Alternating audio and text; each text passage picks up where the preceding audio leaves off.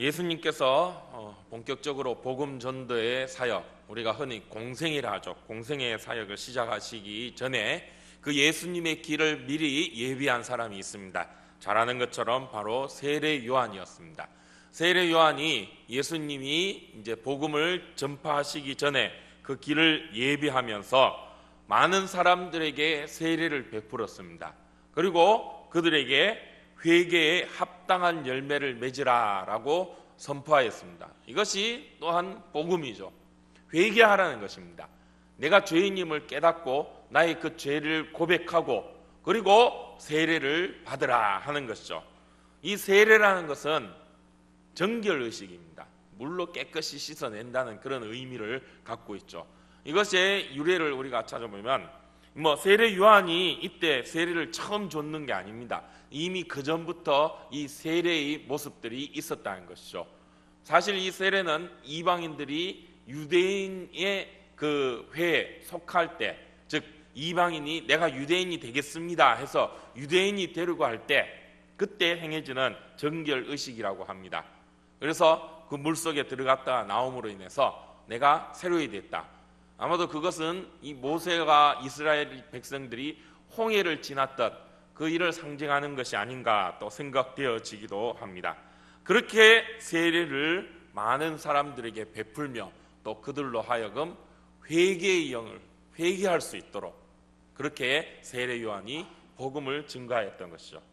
그렇게 할 때 오늘 13절 말씀에 보면 이때 그렇게 세례 요한이 많은 사람들에게 회개하라라고 전파하면서 또 그들에게 세례를 베풀던 바로 그때에 예수님께서 갈릴리로부터 요단강 세례 요한에게 찾아오시는 것입니다. 그런데 그냥 세례 요한이 잘하는가 그저 세례 요한 한번 만나보러 그렇게 오신 것이 아니라 그 요한에게 세례를 받으러 오셨다는 것입니다. 예수님께서 요한에게 와서 나에게도 세례를 베풀어 주시오 하고 말씀하고 있는 것이죠. 그때 요한이 말렸다고 합니다. 14절을 보면 요한이 말렸죠. 왜 말렸겠습니까? 그 앞에 오신 분이 누굽니까? 예수님이시죠. 요한은 예수님이 누구신지 이미 알고 있었죠. 그 예수님이 메시아이심을 요한은 이미 알고 있었다는 거예요. 그래서 그 예수님 오기 전에 이 요한이 그 예수님을 예비하며 이 세례를 베풀고 또 그렇게 회개하라고 전파하며 복음을 증가하였던 것이죠. 그런데 그분이 자기가 길을 예비하고 자기는 그야말로 먼저 이 앞길을 예비하는 준비하는 사람인데 이제 진짜 예수님이 오셨는데 그러면 자기는 비껴야 되는데 오히려 그 예수님이 자기에게 와서 세례를 베풀라는 것이죠. 요즘은 권투 시합이 잘 없죠. 우리 이제 예전에는 권투 시합이 많이 있었는데 세계 타이틀 매치 이런 거 하면 요즘은 이제 권투 대신 이종 격투기 UFC 이런 게 있죠.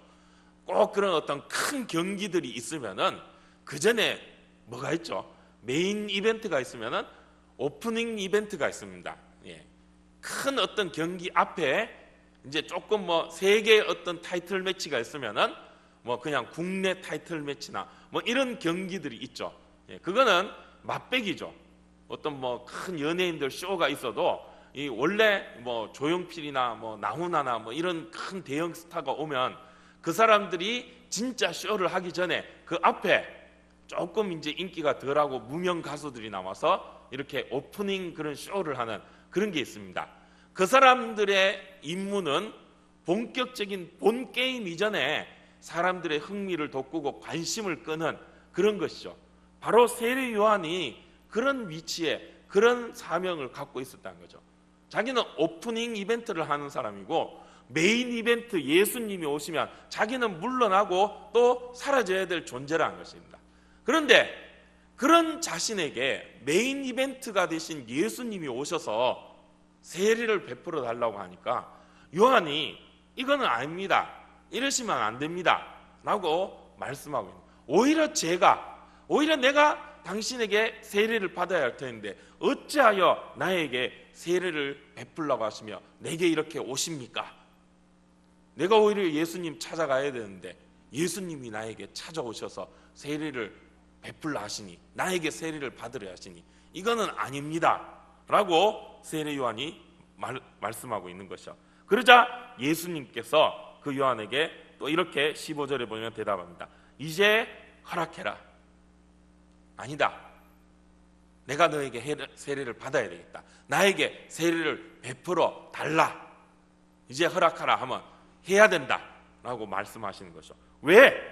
우리가 이와 같이 하여야 모든 의를 이루기인 것이 합당합니다. 그렇게 해야 의가 이루어진다는 것입니다. 그렇게 해야 내가 이 땅에 와서 이루어야 될 사역, 사명, 그리고 이루어야 될 그 모든 역사가 이루어지게 되는 것이다. 하나님께서 나를 통하여 이루시고자 한 그 의가 그렇게 해야 이루어지게 될 것이다 라고 예수님이 말씀하시는 것입니다. 그래서 요한이 그 말씀에 예수님께 세례를 베풀게 되는 것이죠. 그러면 그 의가 무엇이냐 말이죠. 예수님께서 이루시고자 한 그 의, 이루어져야 합당한 그 모든 의가 무엇이냐? 하나님께서 그 메시아 예수님을 통하여서 이루시고자 하는 것이 무엇입니까? 죄에 빠진 나를, 죄에 빠진 우리를 구원하시고자 함이죠. 어떻게 구원하시고자 하셨습니까? 어떤 방법으로 하나님께서 우리 인생들을 그 죄 가운데에서 구원하시고자 하셨죠? 예수님을 대신 죽게 하시기 위해서, 예수님을 대신, 우리 대신 그 예수님을 십자가에 내놓으시고 십자가에 피 흘리고 살 찢기시고 죽게 하심으로 그 의를 이루시고자 하신다는 것입니다. 죄 없는 예수님께서 죄인인 우리의 죄를 대속하셔서 죽게 하심으로 그 의를 이루는 바로 그 일, 즉 십자가의 그 의를 위해서 예수님께서 요한에게 세례를 받아야 되겠다라고 말씀하신다는 것입니다. 세례는 죄인이 받는 것입니다. 죄 없는 사람은 세례를 받을 이유가 없습니다. 왜? 이미 깨끗하기 때문에 더 깨끗해질 이유가 없다는 것이죠. 더러워지고 또 때 묻은 그런 자들, 죄의 때가 덕지덕지 붙은 사람이 세례를 통하여서 그 모든 죄를 다 씻어내는 것입니다. 그런데 죄 없으신 예수님께서 세례를 받으셨다는 것입니다. 왜? 무엇 때문에요? 바로 내 죄 때문에, 나 때문에 예수님께서 죄인으로 십자가에 죽기 위해 세례를 받으셨다는 것입니다. 그렇게 세례를 받으시고 물에서 올라오시는데, 16절에 보면 세례를 받으시고 물에서 올라오시는데, 이제 세례를 강에 들어가서 세례를 받고 그 강을 벗어나와 이제 무트로 올라오시는데, 그때 어떤 일이 일어납니까? 16절에 보면요, 하늘이 열리고 하나님의 성령이 비둘기같이 내려오셨다는 것입니다. 세례를 받았더니 성령이 임하셨다는 것입니다. 어떻게 해요? 비둘기처럼 임하셨다는 것이죠. 세례와 성령이 함께 이렇게 맞물려 역사하는 모습을 우리가 보게 됩니다. 우리가 성경에서 이렇게 성령이 임하시는, 역사하시는 그런 모습들을 여러 군데에서 우리가 찾아볼 수 있습니다. 그런데 가장 대표적인 성령 강림의 역사가 어디에 나옵니까? 사도행전 2장에 나오죠. 오순절 마가다락방에서 성령이 임하시죠. 그렇게 크게 역사하셔서 거기서부터 교회가 시작됨을 우리가 사도행전 말씀을 통해 보게 됩니다. 그때 그 성령이 임하시기 전에, 그 오순절 마가다락방 성령이 임하시기 전에 어떤 일이 일어났습니까? 예수님께서 십자가에 못 박혀 죽으시고 사흘 만에 부활하시고 제자들에게 보이시고 하늘로 승천하신 일이 일어났죠. 즉 예수님이 십자가에 죽으신 다음 그 사건이 일어난 이후 우리의 모든 죄를 대속하신 그 일이 일어난 이후에 성령이 임하셨다는 것입니다. 그 사건과 오늘 이 예수님이 세례 받으신 이 일을 우리가 이렇게 좀 대비를 시켜보면, 즉 세례를 받는다는 것, 그것은 예수님께서 우리 죄를 대신하여 죽으신다는 것입니다. 이미 그 예수님은 십자가의 사역을 아시고 내가 이제 너희를 위해 죽겠노라 그렇게 선포하시는 거나 마찬가지라고 할 수 있다는 거죠. 바로 이 세례의 모습이 그러한 것입니다. 그러자 성령이 임하셨다는 것입니다. 오늘 예수를 믿는 우리들은 그런 성령의 인도하심으로 살아가야 될 자인 줄 믿습니다. 이때는 좀 크게 아멘 하셔야 됩니다. 네. 맞죠? 네. 졸음이 싹 오시니까 조시는 분들이 몇 분 계시는 것 같은데 계셔야 됩니다. 지금부터 이제 잠 깨시고 바짝 정신 차리고 들으셔야 됩니다. 우리는 성령의 인도하심을 받는 사람들입니다. 성령 없이는, 성령의 인도하심 없이는 한시도 살 수 없는 게 우리 예수 믿는 사람들입니다. 교회에 다니는 사람은 성령의 인도하심을 쫓아야 된다는 것이죠. 그러면 우리가 그렇게 성령의 인도하심을 쫓아 살아가려면 어떻게 해야 되느냐? 그걸 예수님이 보여주시고 계신다는 거죠. 어떻게 해야 될까요? 죽어야 됩니다. 예수님과 함께 죽어야 됩니다. 주님의 그 십자가에 우리가 함께 나아가야 된다는 거죠. 그리고 그렇게 내가 죽은 이후에 예수님과 부활하여서 예수님의 그 의로, 십자가 보혈에 그 정결케 하신 그 의로 우리가 다시 주님의 부활에 동참하여 주님의 그 의로 우리가 살아가는 거예요. 주님의 그 은혜로 우리가 살아가는 거예요. 그게 성령의 인도하심, 성령의 충만함으로 살아가는 우리의 모습이란 것입니다. 내가 안 죽으면 성령의 인도하심을 우리가 받을 수 없어요. 내가 죽어야 그 성령이 나의 주인이 되신다는 것이죠. 성령이 충만히 내 가운데 역사할 수 있다는 것입니다. 내가 남아있으면 성령을 채울 수가 없다는 것이죠. 우리 그런 비유의 말씀들 많이 들어보죠. 여기 물잔이 있습니다. 여기에 물이 채워져 있죠. 물을 채우려면 이 잔이 어떻게 해야 됩니까? 제가 이렇게 마실 수 있는 이런 깨끗한 물이 채워지려면, 이 깨끗한 물이 채워지려면 이 잔이 어떻게 해야 됩니까? 비워져야 되죠. 여기에 뭔가 더러운 어떤 먼지나 찌꺼기나 쓰레기가 담겨 있다면 어떻게 됩니까? 아무리 깨끗한 물을 부어도 깨끗해질 수가 있습니까? 없죠. 모든 더러운 걸 깨끗이 채워야 됩니다. 그래야지 깨끗한 물을 채울 때 이 물이 깨끗해지고 또 이 물잔을 우리가 마실 수 있는 것입니다. 성령도 마찬가지라는 거죠. 성령이 우리 가운데 충만히 역사하기를 우리는 바라고 구합니다. 그러려면 어떻게 해야 됩니까? 내가 비워져야 됩니다. 내가 남아있으면 성령이 충만할 수가 없다는 것이죠. 충만이라는 것이 무엇을 의미합니까? 가득 찼다는 것입니다. 100%입니다. 99%, 98%가 아니라 100%입니다. 충만은. 성령의 충만은 성령이 내 가운데 100% 가득 차 있는 상태를 말씀하는 거죠. 내가 조금이라도 남아있으면 1%, 0.1% 정도는 내가 남아있어도 그러면 성령 충만함이 아니라는 것입니다. 내가 죽어야 됩니다. 오늘 16절 말씀에 예수님께 성령이 임하시는데 그 모습을 어떻게 표현하고 있습니까? 하나님의 성령이 비둘기같이 내린다고 말씀하고 있습니다. 하늘이 열리고 하나님의 성령이 비둘기처럼 임한다는 것이죠. 이 비둘기처럼 임한다는 것, 이게 무엇을 의미할까요? 이 비둘기, 평화의 상징이죠. 그래서 많은 분들이 비둘기같이 임할 때 임한다, 이 말씀을 보고 성령이 우리 가운데 평화의 모습으로 평강으로 찾아오신다, 또 이렇게 표현하고 말씀합니다. 맞습니다. 성령이 비둘기처럼 우리에게 하나님의 그 평강, 그 평안을 선물하여 주신다는 것이죠.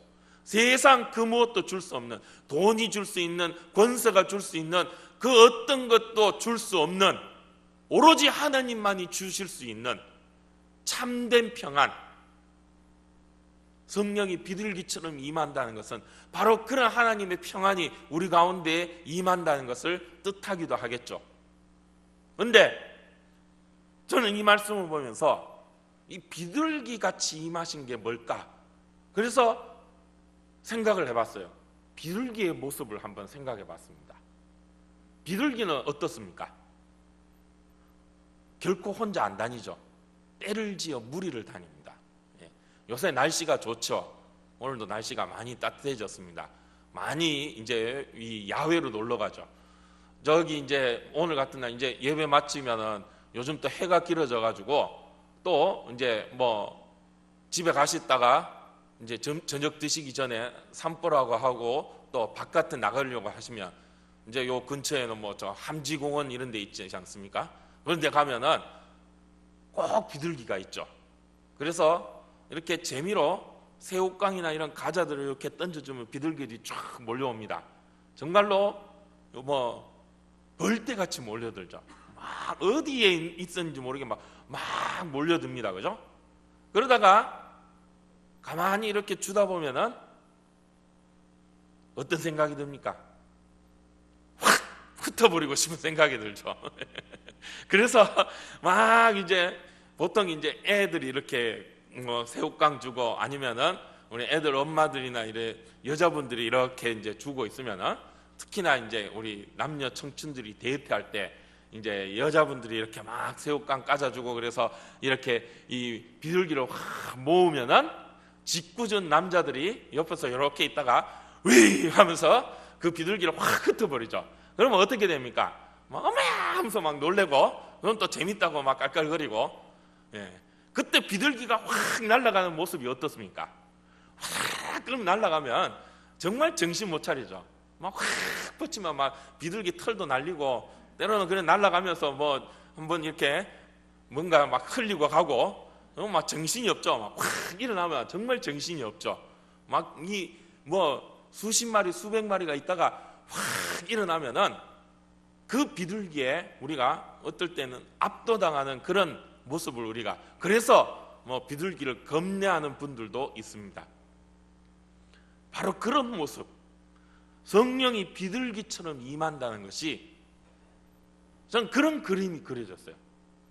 압도하는, 확 날아가는 비둘기처럼 우리를 확 휩싸는, 순식간에 우리를 확 둘러싸고 우리를 우리를 압도해버리는, 우리를 제압해버리는, 꼼짝 못하도록 우리를 붙잡아 주시는 그런 성령의 역사하심, 비둘기같이 성령이 임하시는 것이 그런 것이 아닌가 생각되어집니다. 오늘 우리가 그런 성령의 인도하심, 역사하심으로 살아가야 된다. 성령의 압도하심에 붙잡혀야 된다.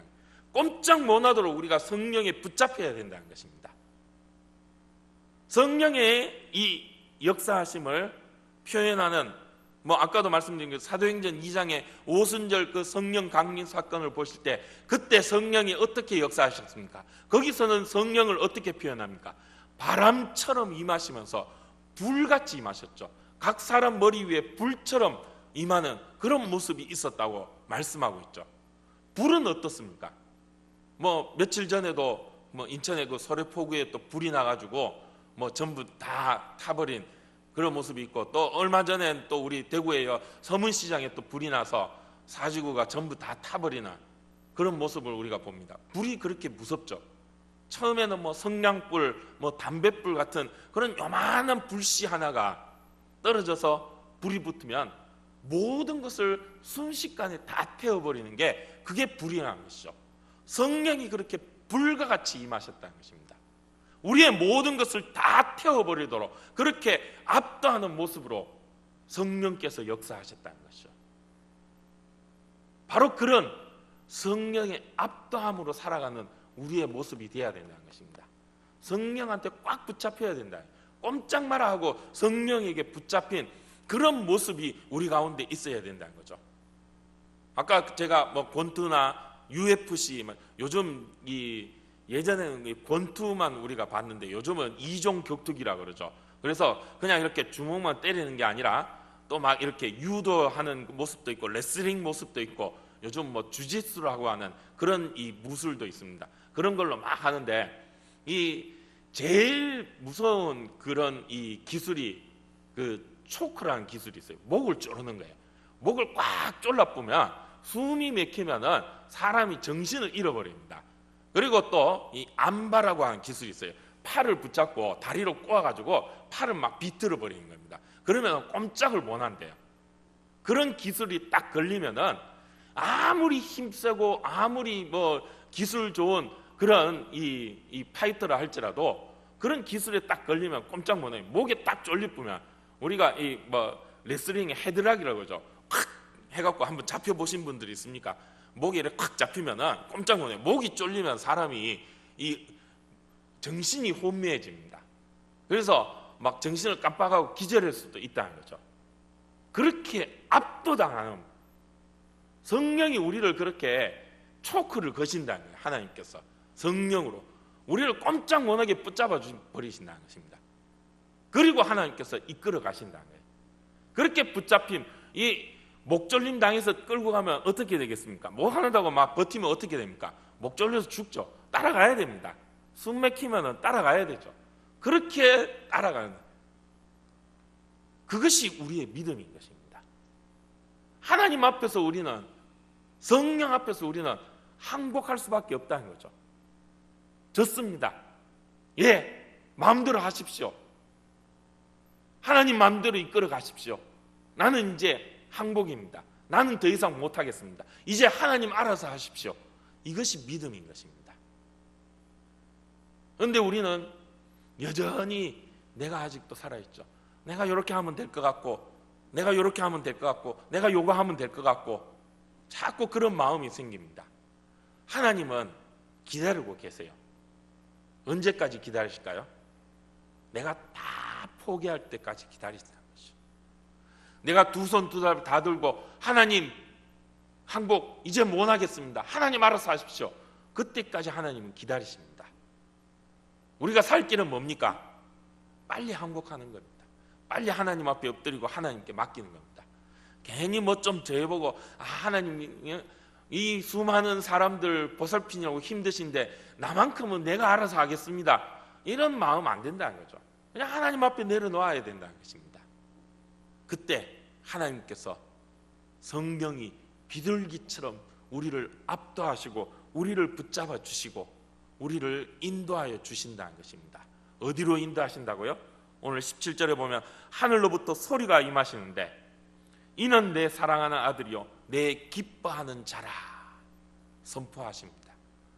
비둘기처럼 성령이 예수님께 임하시더니 하늘에서 그런 선포가 이어진다. 이는 내 사랑하는 아들이요 내 기뻐하는 자라. 하나님의 영광이 나타났다는 거죠. 이 음성이, 이 소리가, 이 말씀이 어떤 소리겠습니까? 그냥 조용하게 이는 내 사랑하는 자요 내가 아끼는 자다. 내 사랑하는 아들이고 내가 기뻐하는 자다. 니만 들으래. 이렇게 말씀하셨겠습니까? 크게 말씀하셔요. 이는 내 사랑하는 아들이요 내 기뻐하는 자다. 이 자가, 이 사람이 바로 내가 기뻐하는 사람이다. 성령이 오늘 우리 가운데 임하실 때 하나님이 우리로 그렇게 기뻐하시는 줄 믿습니다. 하나님의 영광이 임하신다는 거죠. 하나님의 영광이 함께 하신다는 것입니다. 오늘 우리 가운데 성령이 비둘기처럼 임하심을 기도하고 구하는 우리 대구 태영교회가 되기를 원합니다. 그래서 하나님 앞에 압도당하여 하나님 알아서 하십시오. 하나님이 하여 주실 줄 믿습니다. 그런 성령의 충만함 가운데에서 하나님의 영광이 임하시는 그런 우리의 모습, 우리의 삶이 되어야 된다는 거죠. 세상 가운데에서 우리가 그렇게 살아야 됩니다. 내 모습 드러내고 내 돈 좀 있다 자랑하고 내 권세 좀 있다 자랑하고 내 이만큼 배웠다 자랑하고 내가 이런 집에 산다 몇 평에 산다 내 차가 이런 좋은 차다 이런 것 세상 사람들 자랑하며 살지만 우리는 예수 그리스도 하나님의 영광을 자랑하며 살아가야 된다는 거죠. 아니 내가 자랑 안 해도 하나님이 내 가운데 충만히 계시면 저절로 드러난다는 것입니다. 이 향수, 요즘은 뭐 향수 하면 뭐 그래도 제일 고급이고 제일 유명한 게 뭐 샤넬 넘버 5 이런 거 한번 착 뿌리면 어떻습니까? 뭐 한 번만 이렇게 착 뿌리고 아니면 요만큼 찍어 갖고 여기 탁 발라도 가만히 있어도 냄새가 살살 나죠. 가만히 있어도 냄새가 납니다. 그래서 이 사도 바울이 우리 그리스도인들을 그리스도의 향기라 말씀하셨어요. 가만히 있어도 냄새가 살살, 야, 이거 어디서 난 냄새고 어디서 이런 좋은 냄새가 나나. 예수의 향기가 우리 가운데 풍겨납니다. 가만히 있어도 예수의 영광이 우리 가운데 드러나서, 야, 너 보니 뭔가 다르네, 빛이 난다. 왜 그러냐? 내가 성령 충만한 사람이니까, 예수 믿고 내가 성령의 인도하심으로 살아가는 사람이니까. 그렇게 세상 가운데 자랑하고 그 영광 드러내며 살아가는, 오로지 주님으로 살아가는, 성령의 충만함으로 살아가는 저와 여러분, 우리 대구 태연의 모든 가족들이 되시기를 주님의 이름으로 축복합니다. 기도하겠습니다. 하나님 감사합니다. 오늘도 이 주일 주님 앞에 예배로 나아가며 이 오후 시간까지 예배 드릴 수 있게 하여 주심을 감사합니다. 피곤하고 또 연약한 우리의 육신이지만 성령께서 함께 하시어 세임 얻게 하여 주실 줄 믿습니다.